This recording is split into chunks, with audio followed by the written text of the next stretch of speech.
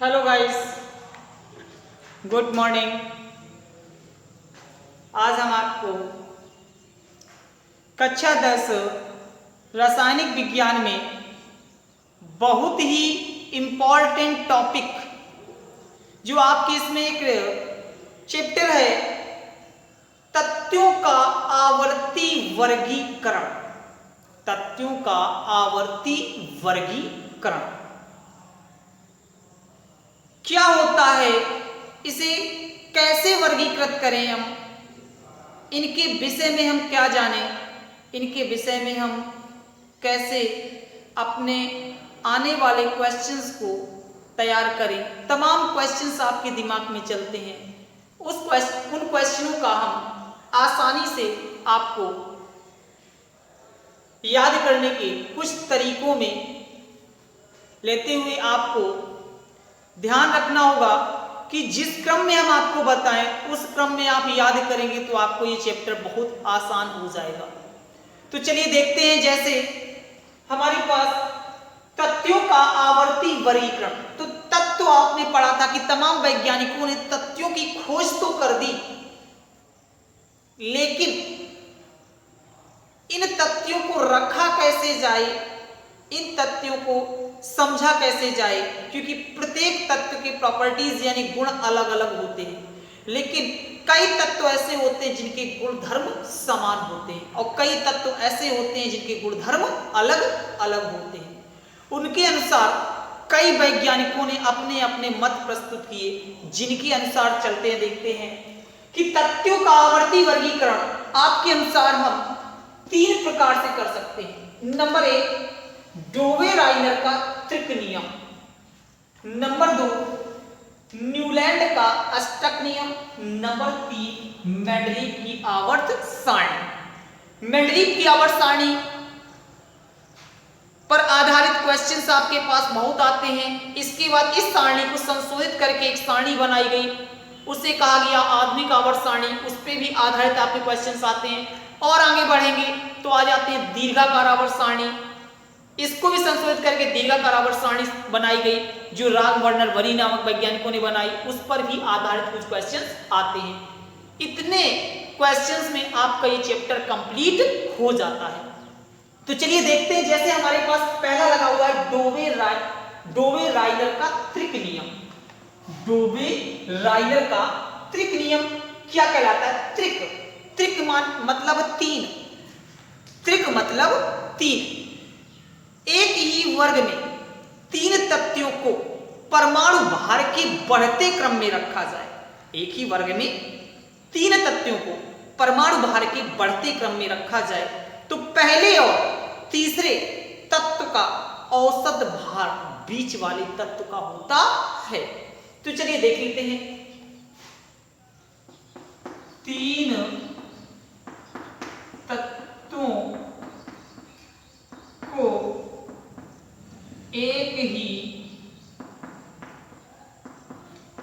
वर्ग में परमाणु भार के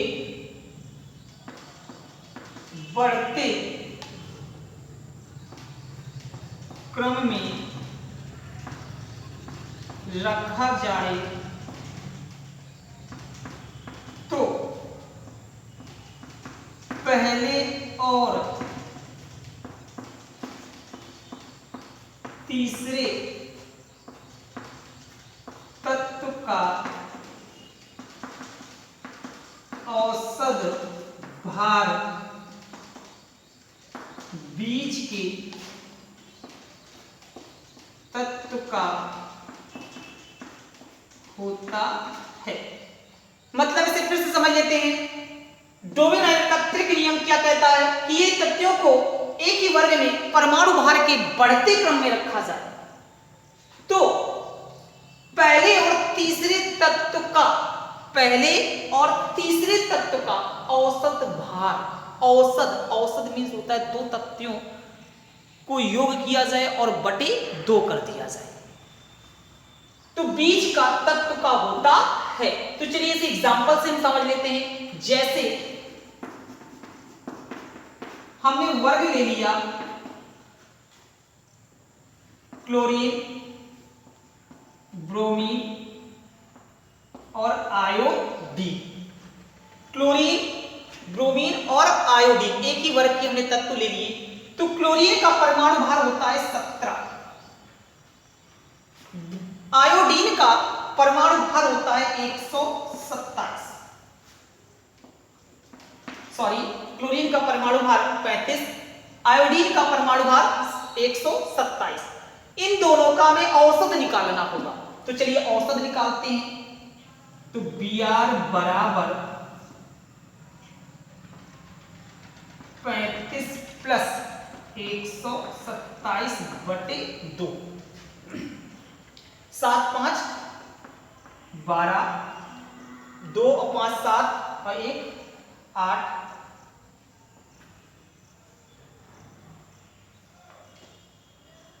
7 5 12, 2 और 3 5, 5 और 1 6, 162/2। 2 का भाग दीजिए, कितना आ गया बेटा आपके पास? 81। तो 81 किसका निकल के आ गया? ब्रोमीन का। इस प्रकार आप डोवेराइनर का त्रिक नियम बनाते हैं। लेकिन यह नियम भी असत्य था, यह नियम भी गलत था। अब आपको ताज्जुब हो रहा होगा कि यह नियम जब गलत था तो इसे हम पढ़ते क्यों? तो आपको अच्छी तरह से पता है, जब तक हम प्रैक्टिकल सही रूप से नहीं प्राप्त कर लेते तब तक वो नियम हमारे लिए असत्य होता है। आपको अच्छी तरीके से पता है, केमिस्ट्री एक ऐसा सब्जेक्ट है जो किसी भी पदार्थ को राइट करता है और उसी को रॉन्ग कर देता है। तो उसी प्रकार डोवेराइनर ने पहला नियम तो प्रस्तुत किया कि तीन तत्वों को एक ही वर्ग में परमाणु भार के बढ़ते क्रम में रख दिया जाए तो पहले और तीसरे तत्व का, पहले और तीसरे तत्व का औसत भार बीच वाले तत्व का होता है। तो इस प्रकार आपने डोवेराइनर का त्रिक नियम को समझा। अब चलते हैं न्यूलैंड का अष्टक नियम। तो न्यूलैंड ने भी इनके अनुसार ही एक नियम प्रस्तुत कर दिया। तो चलिए न्यूलैंड के अनुसार देख लेते हैं। आप सभी को गाना गाना तो आता होगा। गाना गाने के लिए आपको जरूरत पड़ती है, किस चीज की जरूरत पड़ती है? आपको पता है, राग बनाने के लिए हमें रागों की आवश्यकता पड़ती है। तो राग कौन से आपने पढ़े थे? सा रे गा मा पा धा नी सा, आपने पढ़े भी थे। यदि इनका ज्ञान है तो आप आसानी से आप न्यूलैंड का अष्टक नियम भी सीख लेंगे। तो चलिए देखते हैं न्यूलैंड का अष्टक नियम।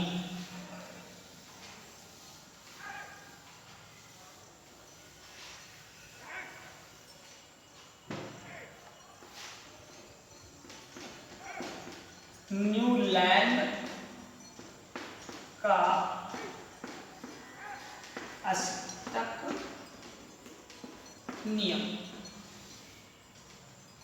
न्यूलैंड के अष्टक नियम ने क्या कहा उसे ही पहले जान लीजिए कि आवर्तों में, अब ये क्वेश्चंस बन रहा है कि वर्ग आवर्त क्या होते हैं। तो वर्ग आवर्त हम आपको मेंडलीव की आवर्त सारणी में आपको हम बताएंगे।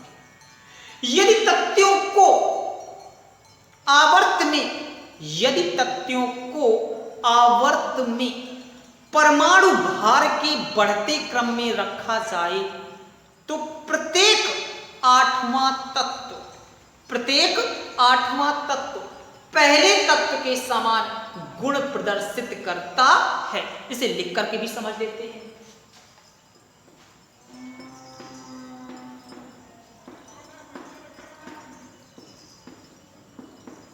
तत्वों को परमाणु भार के बढ़ते क्रम में रखा जाए तो प्रत्येक आठवां तत्व पहले तत्व के समान गुण प्रदर्शित करेगा। आवर्त में यदि तत्वों को परमाणु भार के बढ़ते क्रम में रख दिया जाए तो प्रत्येक आठवां तत्व पहले तत्व के समान गुण प्रदर्शित करता है। आवर्त हम हटा देते हैं, जिससे आपको क्लियर बना रहे कि यदि हम इसी से आवर्त को हटा लेते हैं, आवर्त में भी आप दे सकते हैं, या फिर हम तत्वों को परमाणु भार के बढ़ते क्रम में रख दिया जाए तो प्रत्येक तत्व आठवां तत्व पहले तत्व के समान गुण प्रदर्शित करेगा। क्योंकि आवर्त मैंने अभी आपको बताया नहीं, इसलिए आवर्त को हमने हटा दिया। तो चलिए इसे समझ लेते हैं कैसे। स्वर के अनुसार आपके पास गाने में स्वर कौन से होते हैं? सा,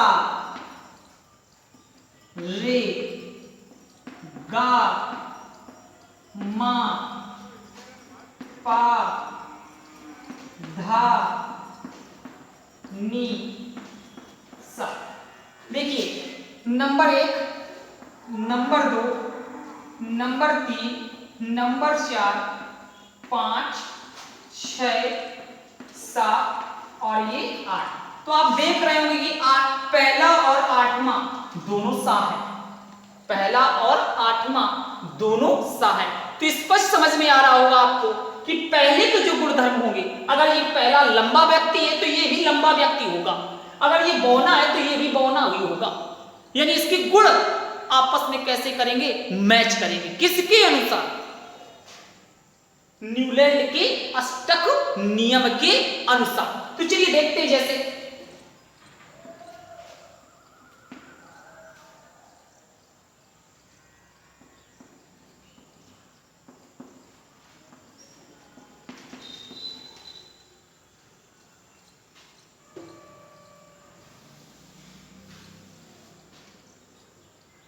LI, BE, B, C, N, O, F। अब जो भी आठवां आएगा वो किसके अनुसार होगा? इसके अनुसार होगा, यानी पहले तत्व के समान होगा। Li lithium, beryllium, boron, carbon, nitrogen, oxygen, fluorine. जो भी आठवां तत्व आएगा वो किसके अनुसार होगा? पहले तत्व के समान गुण प्रदर्शित करेगा। तो फिर से समझ लेते हैं। यदि तत्वों को परमाणु भार के बढ़ते क्रम में रख दिया जाए तो प्रत्येक आठवां तत्व पहले तत्व के समान गुण प्रदर्शित करता है। ये किसने कहा था? न्यूलैंड ने कहा था। तो ये कौन सा नियम बन गया आपका? न्यूलैंड का अष्टक नियम आपका तैयार हो गया। अब हम थोड़ा सा आगे बढ़ते हैं तो मेंडलीव की आवर्त सारणी। तो मेंडलीव की आवर्त सारणी को अब हम समझते हैं। हाँ तो चलिए देखते हैं मेंडलीव की आवर्त सारणी। मेंडलीव की आवर्त सारणी क्या थी? ये किसने बनाई थी? कितने तथ्यों को लेकर बनाई थी? इनके विषय में भी जान लेते हैं। तो मेंडलीव की आवर्त सारणी वैज्ञानिक मेंडलीव ने बनाई थी। जेसफ मेंडलीव ने बनाई थी। कितने तथ्यों को लेकर बनाई थी? ये लगभग 58 से 60 तथ्यों को लेकर के, 58 या 60 तथ्यों को लेकर के ये आवर्त सारणी बनाई गई। सर्वप्रथम बनने वाली यही आवर्त सारणी थी जो मेंडलीव ने बनाई थी। मेंडलीव की आवर्त सारणी में भी अब आप सोचेंगे कि मैंने पहले ही कहा था आपसे कि जो चीज पहले बनती है उसमें कुछ ना कुछ आने वाला कल त्रुटियां जरूर निकालता है। तो उसी प्रकार इसमें भी त्रुटि थी, इसमें भी कुछ ना कुछ गलतियां थी। तो चलिए देखते हैं, ये बाद हम बात करेंगे। तो मेंडलीव की आवर्त सारणी किसने बनाई? तो मेंडलीव की आवर्त सारणी यह सारणी वैज्ञानिक मेंडलीव ने 60 तथ्यों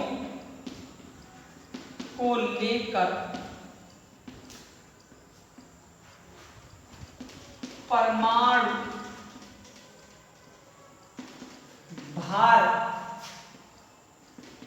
के अनुसार बनाई। ये सारणी वैज्ञानिक मेंडलीव ने 60 तथ्यों को लेकर परमाणु भार के अनुसार बनाई।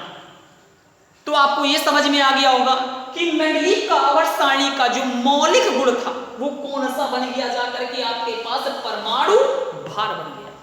कि मेंडलीव की आवर्त सारणी किस पर आधारित थी, तो परमाणु भार पर आधारित थी।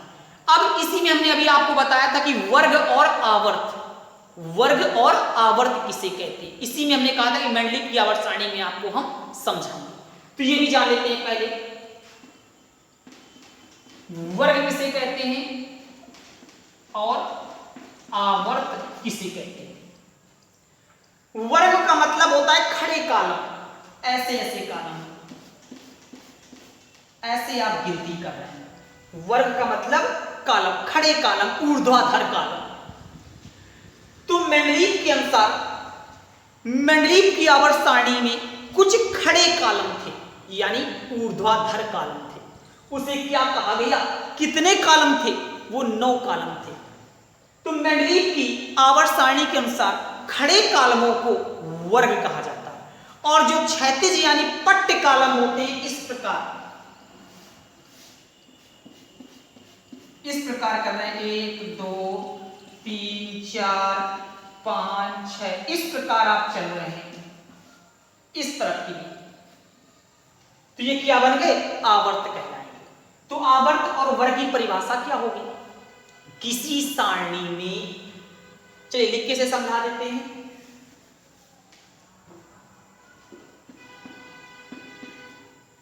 किसी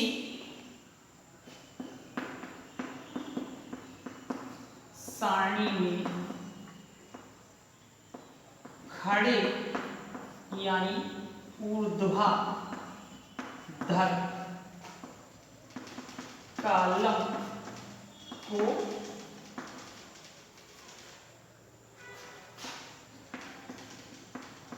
आवर्त कहते हैं।